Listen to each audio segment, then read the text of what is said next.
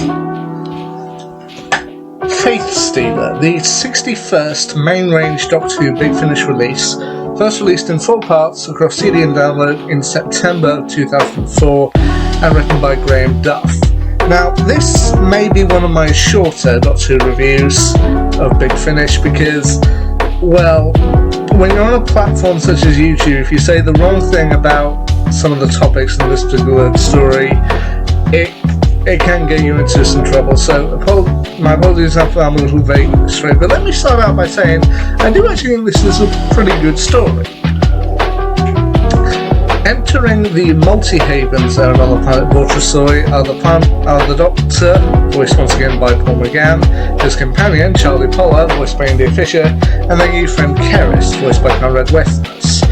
Now, in the Multihaven zone on Vortrasoi in the Divergent Universe, in the Multihaven zone there are 47 established religions, and the Multihaven zone is kind of a place where all of these religions can go have a safe space, have their own kind of temples and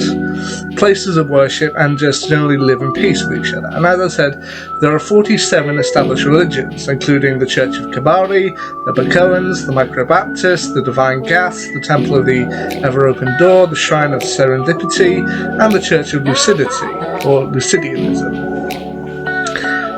And they believe at first that this might be a good place for them to stop and rest a while, particularly Keris, who is still having kind of nightmares and bad feelings and guilt over Mercy killing his partner Lyda, voiced by Jane Hills. So they allow Keris to rest in the Multihaven zone, where he might be able to find a little bit of peace with himself and come to grips with what he has done. And the religions are looked over by the Borderman, voiced by Tessa Shaw, who are going to make sure that all of the religions are playing nicely with each other, for lack of a better term, that they're all working together and everyone is doing fine. However, it's not all sunshine and rainbows at this time, as it soon becomes apparent that the number of religions active in the Multihaven zone is shrinking, and the main culprits are the Church of Lucidity, or Lucidianism, which is ruled over by Lankada, voiced by Christian Rodska.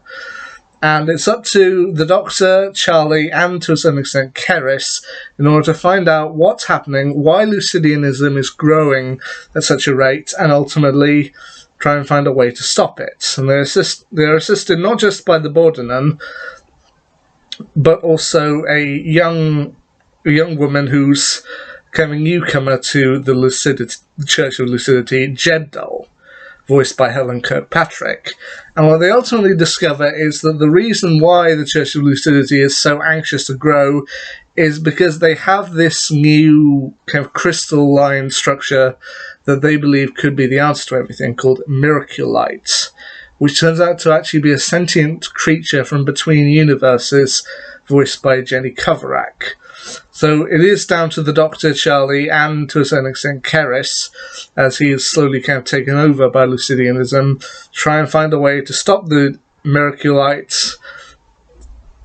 and find a way to stop the Church of Lucidity. Now, as I said, I won't go too far into this particular story because, yeah, it does contain some topics that are a little bit delicate. But at the same time, let me know what you think of this particular story, because while I do think it's a bit risky, it does, I think, pay off in some sense. It does provide a place that does feel legitimate, and I think this is a very good story to kind of listen to, whether you're a follower of a faith or not. It kind of makes you question things. And anyway, as the end of the story draws near and they've managed to defeat the bad guy and the Borderman has tragically been killed early in the story, even the Doctor suggests that Jebdal take over as the new Borderman, suggesting that she knows what went wrong last time, so therefore she can help it not happening again this time. Which I do think is a nice way of looking at it, that if you're looking for someone else to take charge, take someone who knows what went wrong and thus can avoid making the same mistakes, which I do think is good. As I said, I